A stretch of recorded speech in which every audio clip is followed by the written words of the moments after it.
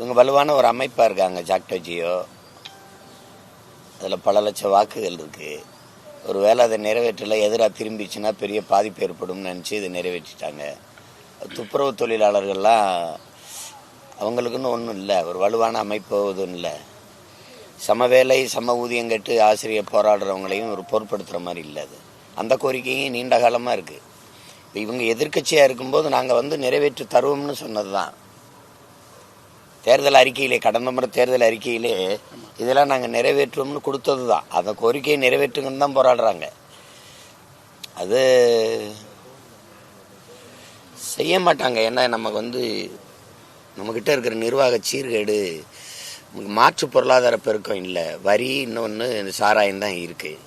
அதில் சொத்து வரி, மின்கட்டண உயர்வு, இந்த மாதிரி அத்தியாவசியத்தில் உயர்த்தி தான் நம்ம மக்களை சுரண்டி தான் இந்த இதை செய்ய வேண்டியது இருக்குது.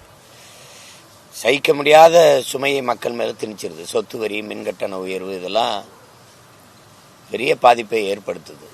அதை பற்றி கவலைப்பட முடியல. இப்போ நம்ம என்னென்னா, இவ்வளவு லட்சம் கடன் வாங்கியிருக்கோம், நம்ம எதை ஒன்றுமே சிறப்பாக நிறைவேற்றலையேங்கிறது தான். இப்போ என்ன கல்வியை தரமாக கொடுத்தோம், இல்லை போக்குவரத்து இருக்குது, போக்குவரத்தெல்லாம் தனியார் கொடுத்தாச்சு. இப்போ அரசு போக்குவரத்தே நீங்கள் பார்க்குறீங்க கொஞ்சம் கொஞ்சமாக தனியார் மயப்படுத்தி கொண்டு போகிறாங்க. அப்போ மின் உற்பத்தி விநியோகமும் எல்லாம் தனியார் முதலாளிகள், சோலாரும் சரி, காற்றாலையும் சரி, சூரிய ஒளியும் சரி, எல்லாமே தனியாருக்கு போகுது. தனியார்ட்டு இருந்தால் நம்ம வாங்கிக்கிறோம். இப்போ இந்த மாதிரி எந்த ஒரு திட்டமே நமக்கு மருத்துவ தரம் உயர்த்தப்பட்டதுனோ, இல்லை சாலை போடுதல் பராமரிப்பில் சிறப்பாக இருக்குதுனோ, எது ஒன்றுமே நம்ம நிறைவடையலை.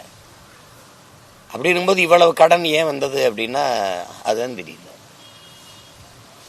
இது வாங்கி வாங்கி இப்படி இலவசமாக இறச்சி விட்டுட்டா அப்புறம் என்ன வருது? எத்தனாயிரம் கோடி வட்டியை கட்டுறது சொல்லுங்க.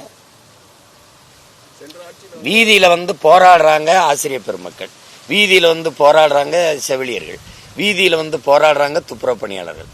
எந்த தாய்மாரும் 1000 ரூபா கொடுங்க வீட்டுக்குன்னு வீதியில் போராடல. எந்த தங்கையும் 1000 எங்களுக்கு கொடுங்கன்னு புதுமை பெண் திட்டத்தில் கொடுங்கன்னு கேட்கல. எந்த தம்பிகள் தமிழ் மகன் எங்களுக்கு 1000 கொடுங்கன்னு கேட்கல. இதெல்லாம் வாக்கு பறிக்கிறதுக்கான நுட்பம் தானே. பிஜேபி மொத்தமாக பீகாரில் 10,000 போட்டுச்சு பெண்களுக்கு. உங்களுக்கு மொத்தமாக 10,000 வங்கி கணக்கில் போட்டுச்சு. இது மாதம் 1000 போட்டு ஒரு ஆண்டுக்கு 12,000 கொடுக்குது. ரெண்டும் வாக்குக்கான காசு தான்.